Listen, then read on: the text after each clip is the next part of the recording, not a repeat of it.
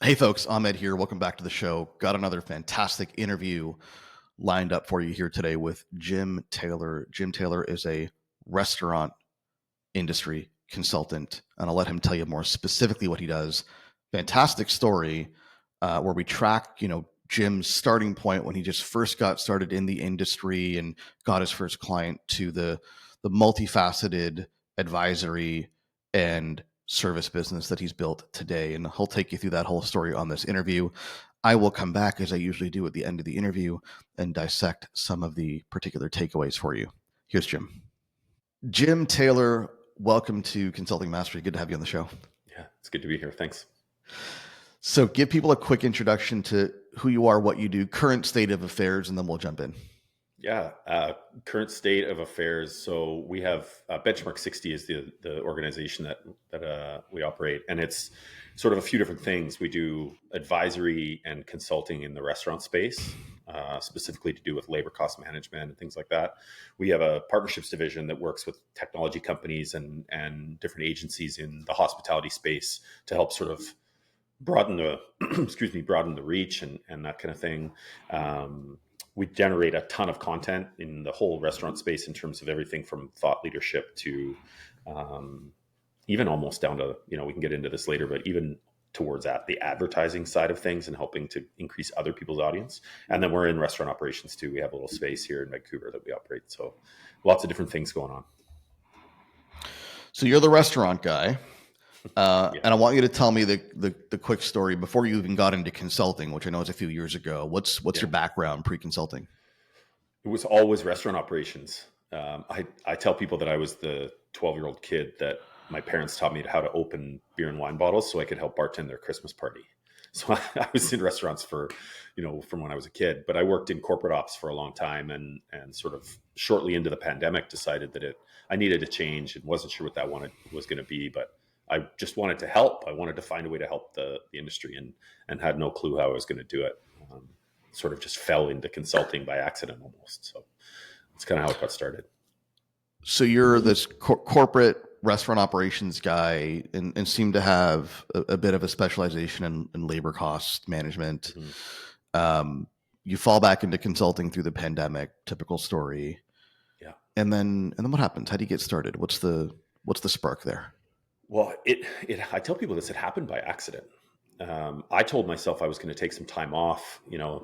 Things were kind of crazy in the world at that point. I was going to take a bit of a break, and it was about 3 weeks. And I ended up sort of with an opportunity, I guess you would call it, to do some consulting. And I didn't even know what consulting was really at the time. I didn't know, from a time perspective, what it meant. I didn't know how to charge for my services. I was just going to try and help, and I didn't want to be an employee. So I sort of assumed the title of, I guess I'm a consultant. But I was really disorganized. I didn't have a lot of, it wasn't operating with a lot of intention. It was just whatever comes up, I'll try and help with. Tried to cast a wide net and, thought I could, see if there's people out there that could use some help. And was that around the time that we started working together? It was, yeah. I think I was about 2 months in to one client that happened by accident when I started working with you. So I'm curious, and this probably is around that time, but when did you go, well, you know what, maybe this is not just a random one-off client, but I can turn this into a real business? It was probably about, realistically, a couple of weeks probably into starting to work with you guys. And there's a lot of good stuff there that I'm sure we'll get into. But I remember saying to my wife that I've got a couple of customers or a couple of clients, and I think there's a thing here. So I'm going to give this 4 months and see what happens. And if it doesn't work, I'll go get a job. Right. And the only reason I chose 4 months was because that was kind of the runway that I thought I had. Right. But it was quite quickly that I realized that there was a need and there was a problem to be solved and there was an opportunity. Like, I came from a very structured and organized corporate restaurant environment. And it was a major wake-up call to see what the real restaurant industry was like, and the disorganization and the sometimes chaos and the fact that there wasn't a lot of structure there. There was a big opportunity. I just didn't know how to go after it at the time. Yeah, and I'm really curious to dig into that a little bit deeper and understand what brought you to that realization. Because I understand, and this is a very common scenario where you come out of corporate, you get a client.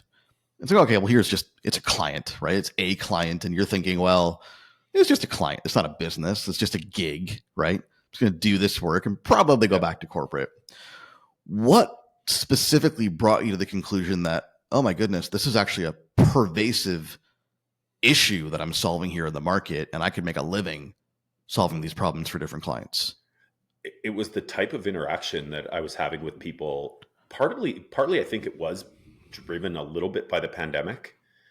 So, timing was maybe a little bit good in that way, but every new potential client that I talked to, they all had sort of the same type of things they were saying. It was things like, I don't know where to start, or I'm not sure how to grow, or I'm not sure how to move forward, or I don't know. It was all this, I don't know type thing. And the environment that I came from, I mean, we would never say that. We would either have the solution or find the solution, and, those types of things. So there was definitely this gap that presented itself really, really quickly. So it was, in other words, those interactions with the marketplace that, and maybe they weren't all signing checks to you at the time, but they were at least validating that, you know what, we've got these problems that we're struggling with. Yeah, That gave you the confidence. absolutely. It gave me the confidence to know that there was an opportunity. I didn't, it took me a while to figure out how to address that, but it definitely gave me the confidence that there was an opportunity there. Okay, so take me through. We broke down before we hit record, the seasons that you've been through in terms of building your business. You're about 3 years in now, 3.5 years, give or take. Yeah. Take me through that first season. What were you doing? What was your focus? How'd you get traction? It was the first season was obviously a lot of sort of, there was some scramble there, right? And it was trying to have as many conversations as I could, and trying to do it it was taking a lot of time. It was a lot of outreach, and it was a lot of, me sending a lot of messages that didn't get responded to. And it was a lot of trying to figure out exactly what my offer was going to look like, what my niche was, who I was helping.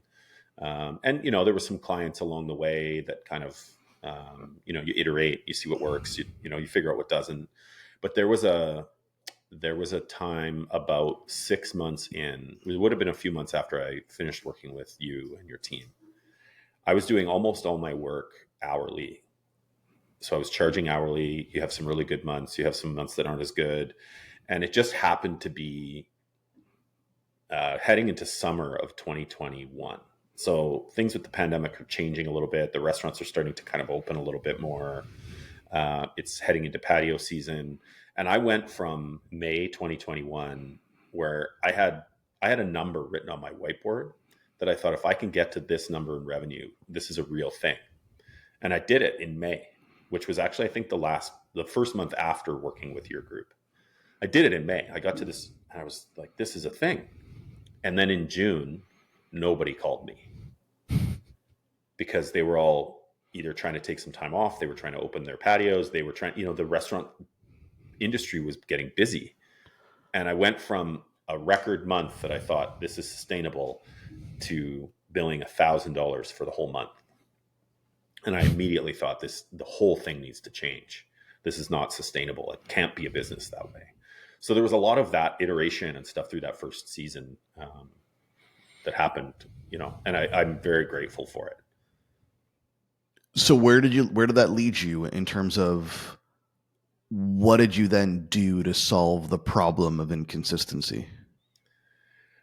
While I never wrote any proposal on hourly fees ever again, it forced me to do a lot of sort of homework and research and whatnot on the psychology of pricing, and why people are on retainer models, and how to get to that level in the business, and how to build trust with people before you've worked with them, so they're willing to pay you in advance almost, right? So I really doubled down on that whole concept of, how do we get from hourly to retainer? How do we sort of look more proactively at what the solving the problem looks like, more specifically around what is the number one problem that we work on and fix, and how do we do it? All of those things to try to paint a better, more clear picture, rather than just saying, hey, I'm Jim and I can help.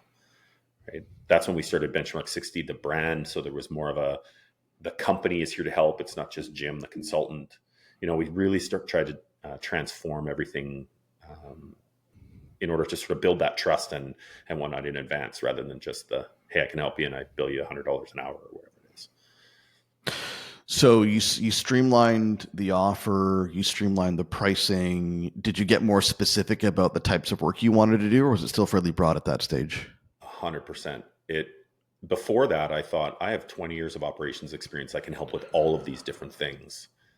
And a lot of our customer base at the time was somehow related to labor cost management. And that was something I realized I was good at. I knew lots about it. There was an opportunity, you kind of put all those pieces together, right? And so we basically at that point changed that Benchmark 60 we just only work on labor cost management. That's it, which just happens to be the biggest cost associated with any restaurant and most businesses, right? So we only do that. And it didn't take long before I actually had somebody refer to me as Canada's restaurant labor cost management expert. And I was like, wait a second, did you just call me that? Because I haven't called myself that. So it really was interesting to see that sort of shift happen. Didn't that happen in some kind of industry publication? There was some mention of you in a big publication that I recall. It did, yeah. It was with Cisco Foods, actually, was the first opportunity came through them, which is, they're the biggest distributor and one of them in the world.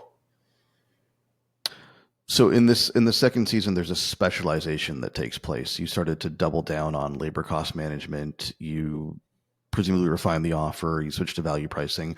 What kind of impact does that have on the business? Oh, it changed everything. It immediately, I could forecast out more than 30 days or more than 2 weeks, what my calendar looked like. I could forecast out the revenue for 6 months or a year. I could immediately understand what I could afford to do and what I couldn't afford to do in terms of investment in the business. I immediately knew where the thresholds were in terms of what people are willing to pay, right? And my model, I remember when I was still working with your group, I was having a discussion with my coach, and it was a big company that does big revenue, and we wrote them a fairly large proposal. And they said, no, they said, we can't afford that. And I thought to myself, like, you do 100 million a year in revenue. You can afford this, trust me. But they wouldn't bite on it. And so part of the sort of re-engineering of the offer was that, for me personally, I didn't need to find 2 clients that paid me 100 grand a year. I needed to find 10 clients to pay me 2 grand a month. And so it changed our model from, let's charge as much as we can, or not necessarily as much as we can, but look for high ticket clients, to look for the right client that we can make an impact on and we'll see really good value in the work that we're doing. So it changed everything.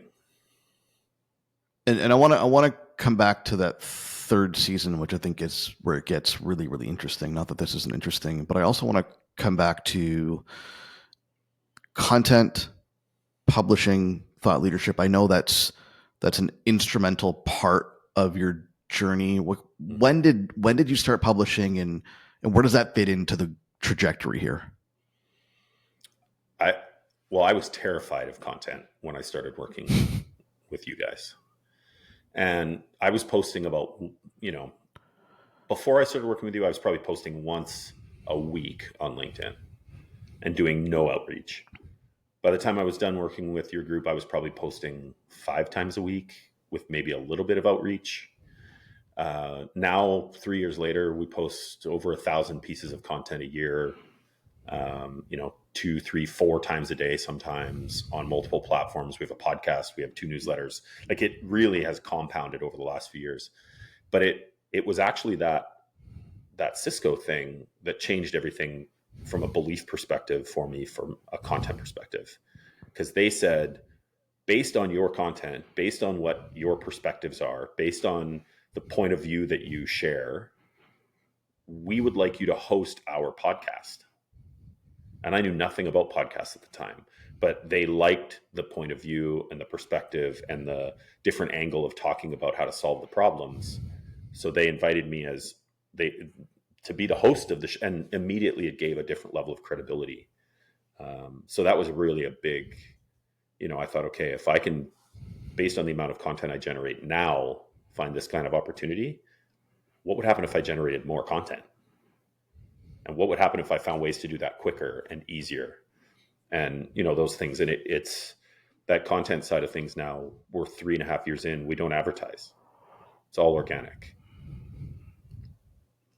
It's one of those things that you can't really plan for. We couldn't have orchestrated a strategy that would get this industry titan with this massive audience to invite you to host their podcast, which obviously catapulted your credibility to another level and your visibility 100%. to another level. But we couldn't have designed that strategy, right?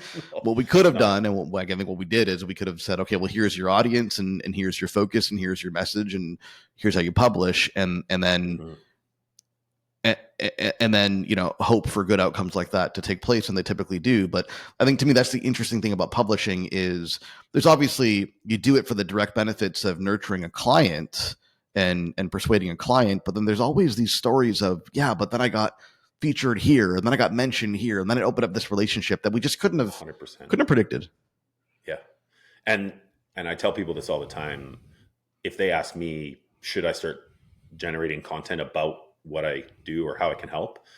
And the answer is always 1,000% yes. You just never know what's going to come up. You never know what opportunity is going to arise from it. So, I'm curious because you're obviously now somebody who maybe to an extreme is like drinking from the content marketing fire hose, right? And is like publishing a ton of, or maybe spraying the fire hose, right? And publishing a ton of stuff. Cool. So you're obviously, you've doubled down on the strategy. What helped you get over the initial hurdle in the beginning when you were just getting started and you were, afraid of doing it? Yeah, well, I think I mentioned to you before we hit record here that imposter syndrome was a real thing. And I think it still is sometimes, right? But fairly quickly, as soon as I started generating content consistently, there was a fairly positive response. My friends said, wow, you post a lot, right? But the market was responding. I would have people send me a message. The first client that ever came through a content channel that was outside of my referral network was a restaurant group in Kentucky where I've never been. I'd never heard of the company. I'd never had an interaction with the person who reached out. And they sent me a DM on LinkedIn and said, I think we need your help. And immediately I went, okay, hold on a second. 15 minutes a day or 20 minutes a day or whatever it takes me to generate one little piece of content and then maybe an hour a week to write a newsletter. And this is the result. I was like, okay, we need to do more of this.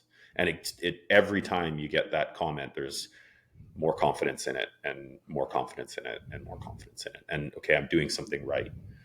That kind of thing. And it just positions you in a market that in a way that you can't compete with.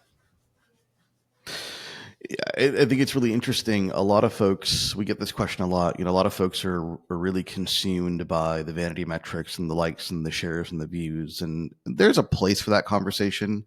Mm-hmm. This client, as an example, this first kind of cold client, you always remember your first one, right? Like that's cemented in your memory. I remember my first cold client too. Did they ever like or comment on your post, or did they just reach out? No, they were a lurker. They just reached out. Yeah. Which is funny, right? Because I think people, especially in the early days, tend to get, I don't know if this was you. Here's a question. Did you get disheartened by, the engagement on your posts not being what you hoped it would be? Did that affect you at all? It did at first. And then I started just thinking about what's working from a audience and visibility perspective. What's working and do more of it. And what's not working and just do less of it, or at least try to understand why it's not working, right? And so for me, like you said, the vanity metrics thing, sure, if somebody likes your content or comments on your content, it might help to spread, the impression. It might help more people see it, but it doesn't really matter. To me, the measure of is my content working has always been, are conversations happening? because if I'm doing things right, if our content is hitting in the right way, and if our content is getting good impressions and it's, getting a good amount of visibility, I know the conversations will happen. And that's happened over and over and over again. So yeah, the vanity metrics thing, they're important, but not the way I think we're used to. You post a photo of your dog on Instagram, and if you don't get 100 likes, you're upset about it. It's different. Yeah. And clients are lurkers. I continuously find validation that this is true. Most clients in most markets are not going to like or comment or engage with their post, but they may be consuming. And when the timing is right for them, or when your post strikes a chord, or the stars align, and that's why we build audience, because the stars won't always align on month one. But when they have urgency and they come across your post and then it clicks, you get a DM. Never heard from them. You don't know who they are, but they've been paying attention. And they surface when they're ready to surface. Mm-hmm. It's true over and over and over again. So take me into season 3. This is where I think you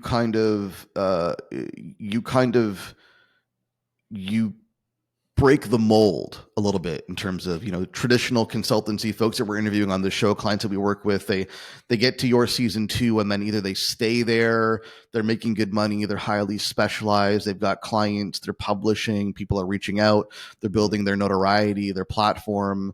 And then, either you scale with team, or you scale pricing, or, you maintain that if it's where you want to be. You go in this other phase altogether, which I think is very interesting. What is that third season for you?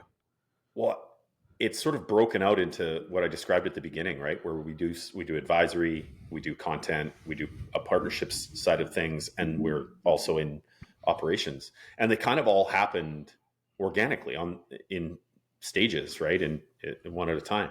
But the content generation side of things, with an intention of finding clients from a consulting perspective, well, I started to notice, this was probably still in season 2, but I started to notice that I was getting a lot of interaction from other suppliers, and service companies, and even some competitors, in a way, that were reaching out and saying, I'd like to know more about what you're doing. And I specifically remember a conversation at the dinner table one day where I was frustrated because I said, I'm having all of these conversations with all of these companies and all these people who are never going to be a client. And then immediately the thought went through my mind was, but they're talking to my ideal client every single day.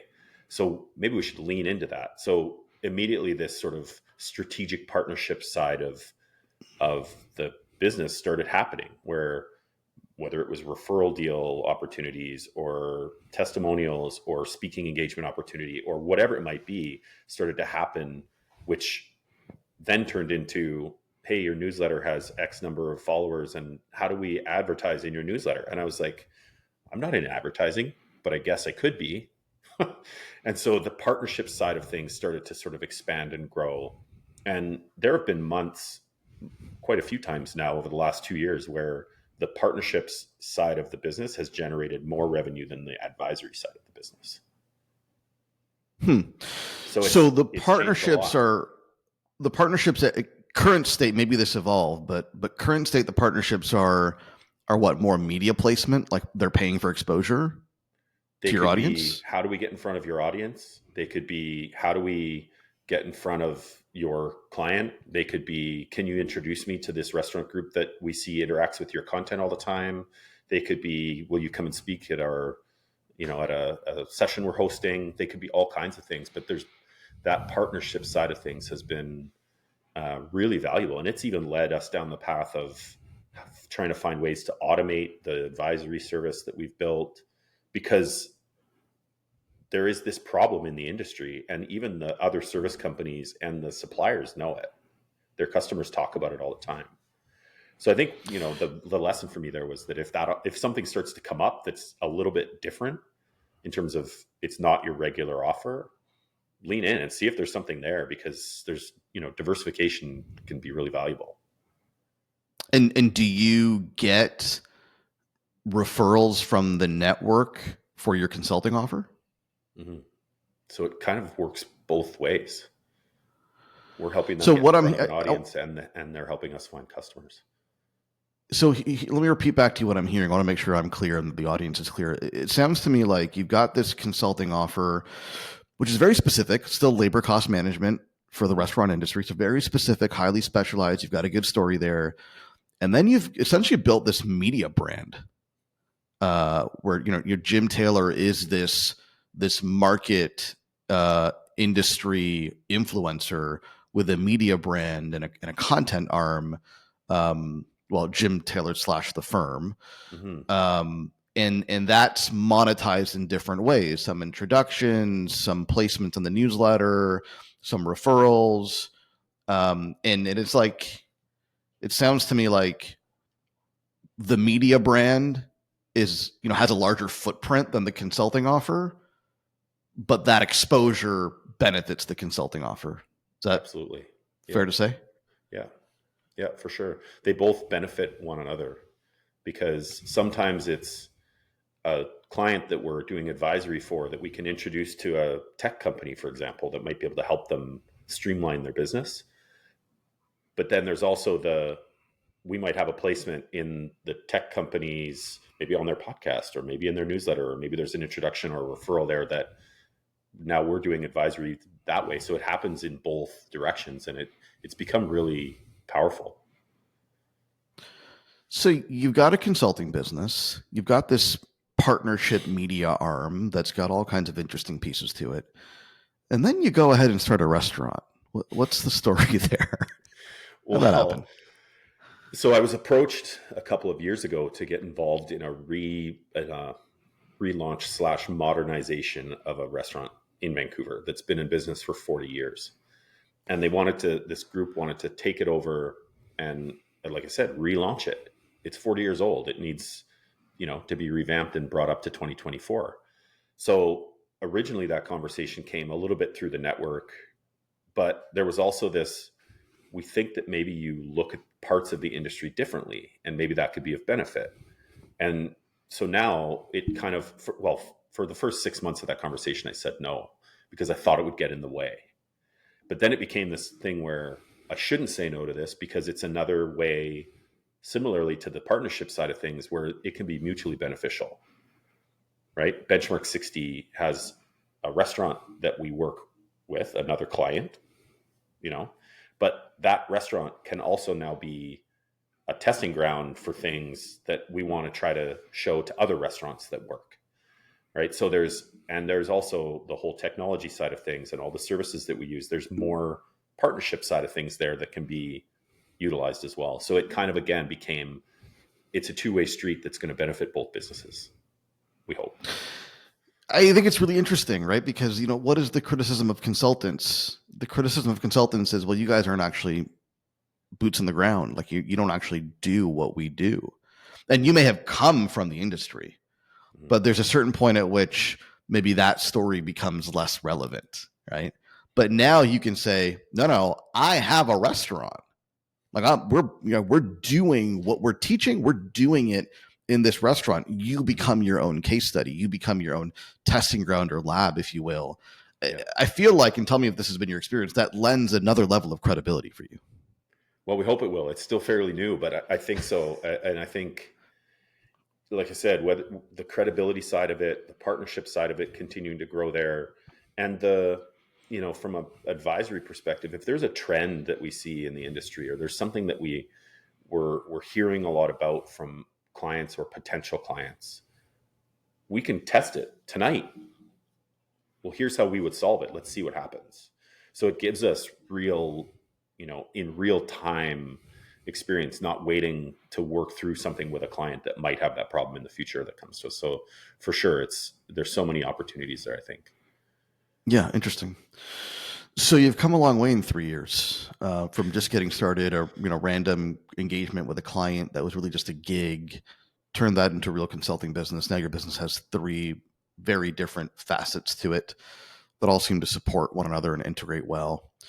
That's a lot of progress in 3 years. Here's my question to you: Mm-hmm. for folks who are where you were 3 years ago, just getting started, right? Just Yeah. trying to get that first client or working with that first client. What's your best advice to them? I think there's two things that I would tell them. One is get as specific as you can as fast as possible, because I think it's natural for people to come out of, working in a corporate environment or whatever it might be, and say, I've got all this experience, I can help with all of these things. But pick one, because if you can be viewed as an expert at one, there's a much more of a likelihood that someone hires an expert than someone who hires a generalist. I think you actually told me that. So that's one. And the second one is just start generating content, start posting something on, I would say LinkedIn, because it's an undertapped, an underutilized platform, I think, but your clients are there.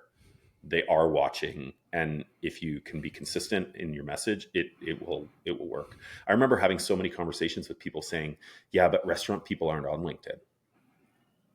Sure they are. I guarantee it. And it's just about having a strategy to find them and get in front of them and, get them to join your audience. So niche down. It's funny. We turn away clients who are targeting the restaurant industry. We turn them away because we say restaurants aren't on LinkedIn. Now I'm going to start sending them to you. Actually, they are. Go talk to Jim. Because that was honestly my belief. I didn't think it was a great market for LinkedIn. I mean, you to me are maybe one notable example, but that was still the belief. And perhaps it's wrong. You know what I think has been interesting, watching our audience grow on LinkedIn, and we use almost entirely LinkedIn and hardly anything else, is I'm on LinkedIn every day, multiple times.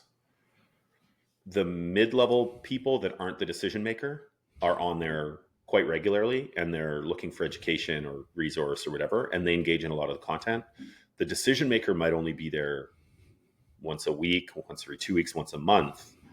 But if they continue to get some newsletter stuff and they get, the odd piece that they see, and this is where I find connecting with the mid-level people in that industry is important, because if they share a piece of content that I posted and then their boss, that's the decision maker, sees it, that's powerful.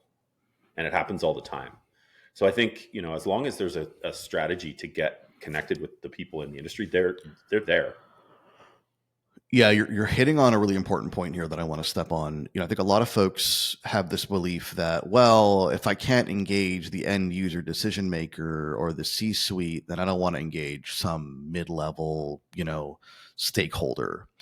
And the challenge with that belief is everyone's trying to get to the decision maker. So good luck. Like if you're like decision maker or bust, then that's going to be an uphill battle in most markets, and some are harder than others.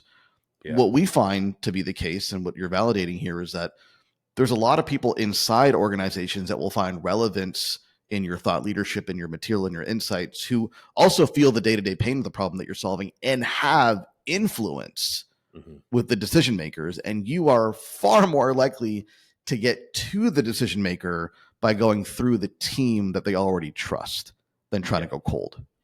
Yeah. Is that your experience? Yeah. I think there's different opinions on this, and nobody is 100% right or wrong. My personal belief is I like to work on things that I have control over, right? And I have control over things like what our message says and how much content we generate, and what our audience growth strategy is. I have control over that. And over the last few years, I know that if we do a good job of those things, those conversations will happen. The downside is you don't know when they're going to happen.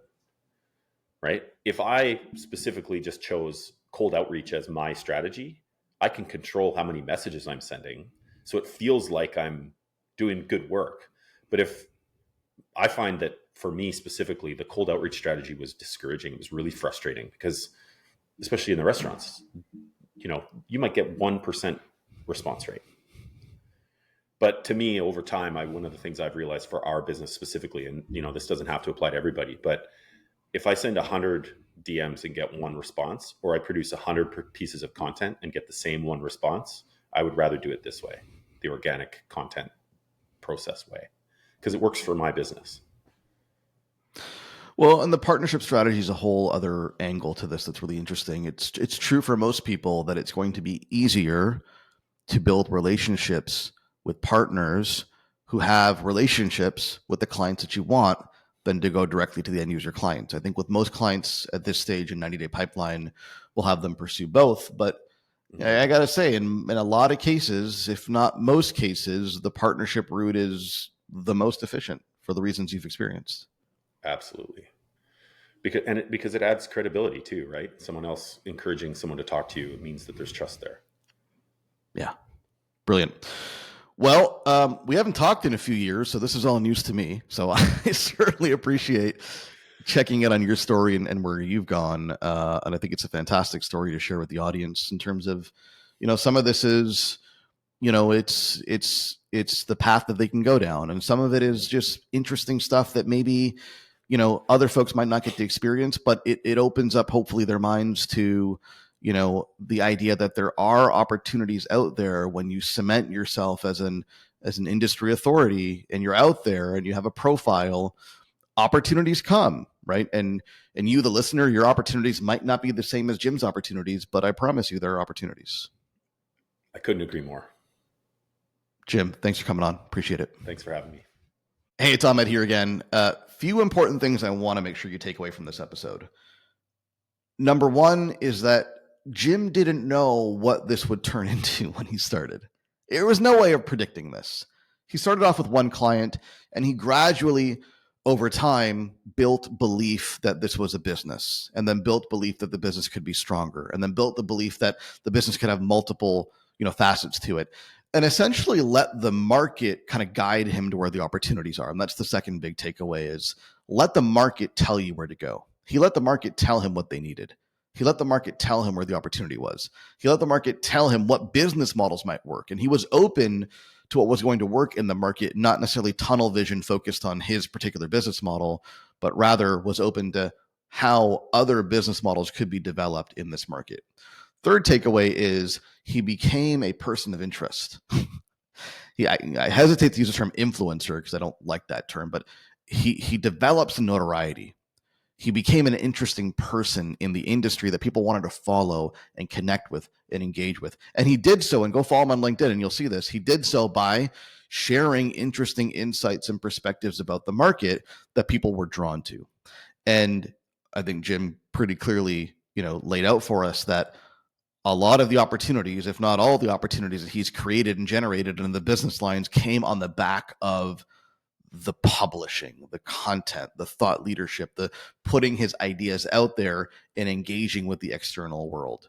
And the last thing I want to leave you with here, whether this takeaway 4 or 5, I'm not sure, is be open to what your business can become. I don't know that your business will look like Jim's when it's all said and done, but opportunities will present themselves if you're prepared to receive those opportunities. And what Jim did, and he talked a little bit about controlling what he can control. He controlled how he showed up. He controlled his publishing. He controlled his ability and consistency to show up in the right places at the right time. And that presented opportunities. And my promise to you is not that you'll build what Jim built, but you'll build what you're meant to build if you continue to show up the way Jim did. Hope you enjoyed that interview. Much more where that's coming from coming up here on Consulting Mastery.